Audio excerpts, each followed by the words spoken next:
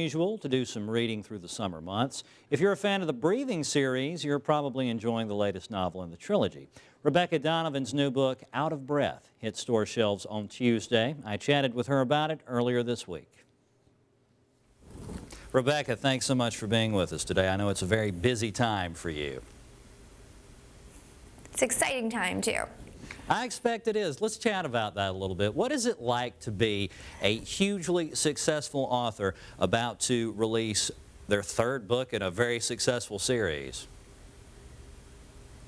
It's exhilarating. I have such passionate fans who have been with me for some of them for years in anticipation of this third book, and I'm excited to bring them to a conclusion. Now, the name of the series of books, people call it the Breathing series. It's for a category of people called New Adult. Now, what is that? Who are the new adults? The new adult is the in-between category, in between teenagers, the young teenagers of young adult, to the actual adult readership. So it captures the 16 to 25-year-olds, whereas young adult is a broad spectrum of a person's life experience from 12 to 20. And this bridges the gap between the two readerships so that adults can find content that they would want to read about in the formative years of someone's life. And it doesn't actually have to be a teenager. There's a lot of the people in this category are in college. Like the third book, she's in college at that point.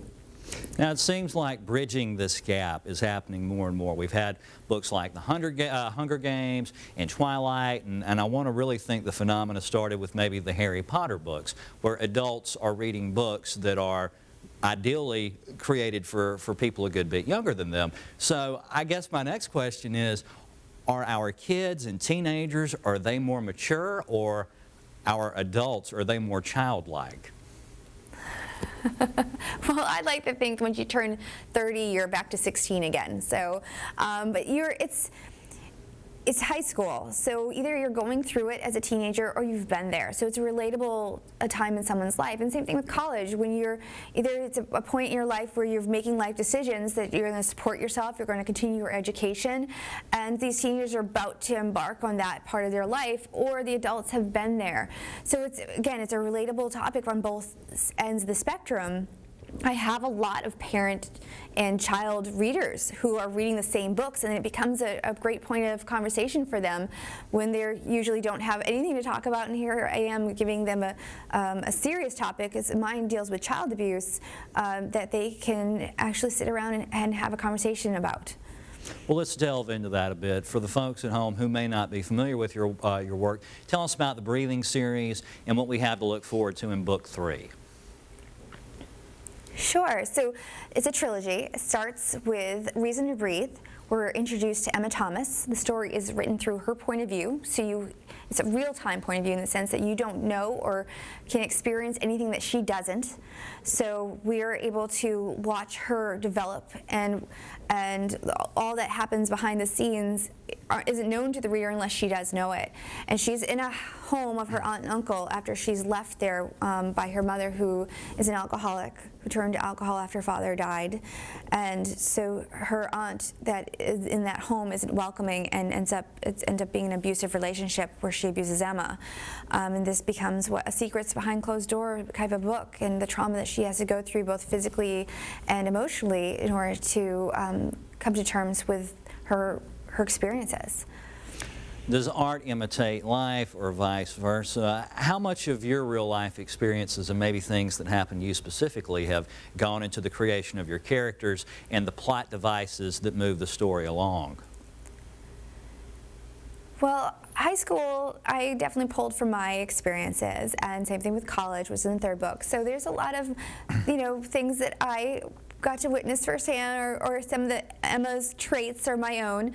As far as the abuse is concerned, I have a degree in psychology, and I worked in human services for 3 years and worked with teens out of college.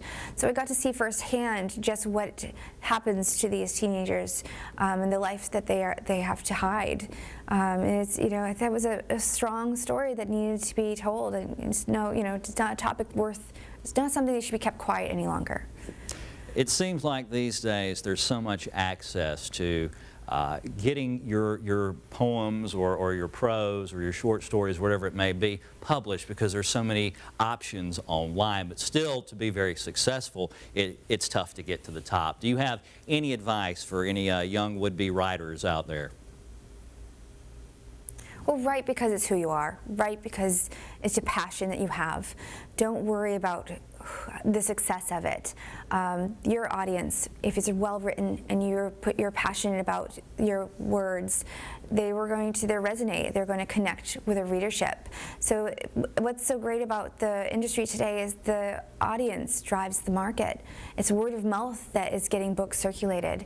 And if it's something that's going to be well written and it's a story worth telling, people are going to read it. All right, super. Rebecca, thank you so much for chatting with us today, and best of luck on your book. Thank you for having me.